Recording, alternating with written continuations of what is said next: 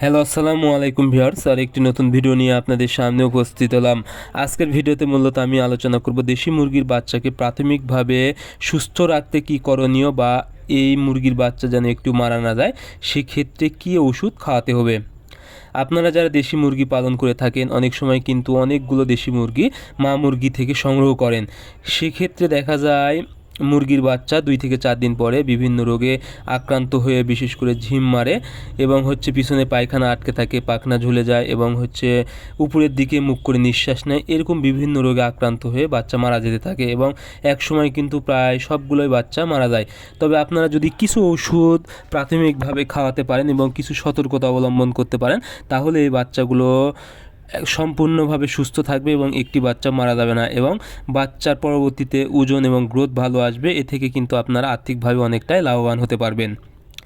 এর জন্য কী করবেন, সর্বপ্রথম যখন আপনারা বাচ্চা সংগ্রহ করবেন, দেখবেন অনেক বাচ্চা কিন্তু দুর্বল থাকে, প্রচণ্ড দুর্বল থাকে এবং এই দুর্বল বাচ্চাগুলো কিন্তু একসময় মারা যায়। এজন্য আপনারা অবশ্যই একটি ইমিউনিটি বুস্টার, বিশেষ করে লাইসোবিট এবং এআইবি, দুইটার যে কোনো একটা এবং দামও কম, এগুলো আপনারা 1 গ্রাম 1 লিটার পানিতে যদি খাওয়াতে পারেন, তাহলে বাচ্চাগুলো একদম সবল হয়ে যাবে, অর্থাৎ দুর্বল বাচ্চাগুলো একদম সুস্থ হয়ে যাবে। এবং আপনারা কি করবেন, এটি মূলত আপনারা 5 থেকে 6 ঘন্টার পানিতে খাওয়াবেন। এরপরে আপনারা দিবেন সেফা-1 1 গ্রাম 1 লিটার পানিতে, অথবা নিয়োগ জেল 1 গ্রাম 1 লিটার পানিতে। এবং যদি বেশি পরিমাণ বাচ্চা হয় তাহলে আপনারা দুইটাই মিক্সার করে দিতে পারেন, সেফা-1 এবং নিয়োগ জেল 1 গ্রাম 1 লিটার পানিতে একটানা 72 ঘন্টা। এই ওষুধটা দিলে কি হবে, মুরগির কিন্তু নাভিকাঁচা রোগ হয়, অর্থাৎ ব্রুডার নিউমোনিয়া যেটাকে বলা হয়, এই রোগটা আর হবে না। অনেক সময় দেখা যায় বাচ্চা একদম ঝিম মারে এবং পিছনে পায়খানা আটকে থেকে মারা যায়। এই সমস্যাটা কিন্তু আরও হবে না এই দুইটা ওষুধ দিলে, এবং পরবর্তীতে মুরগি কোনো রোগে আক্রান্ত হবে না, একদম সুস্থ এবং সবল থাকবে এবং ওজনে খুব দ্রুত বৃদ্ধি পাবে।